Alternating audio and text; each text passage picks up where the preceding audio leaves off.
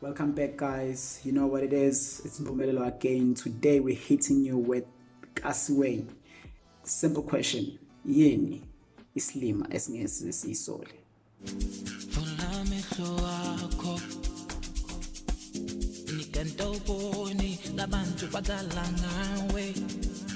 Islima esingeke sizisole. Ngamanye amazwi, a fool that will never regret herself or himself. Islima esingeke sizisole, it's either ilo out or ilo tekene, who just put small amount a month, either $100 buying stock or buying bitcoins.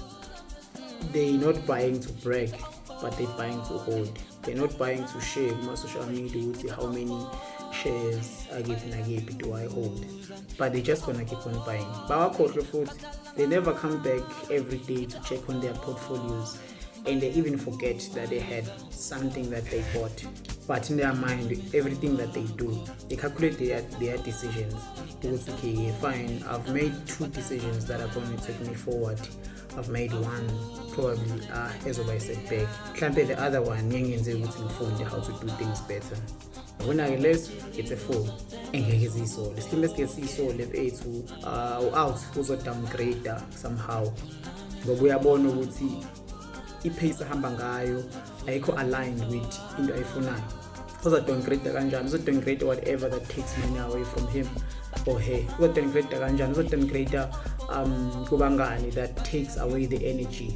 Every time mekhuluma ukuthi say guys, let's start this thing, but they just batching every idea that you're putting out there. You go downgrade one day. Must downgrade somehow bazothi uyayicheck or kanjani. Yabona ke leyo Islima esingeke sizisole.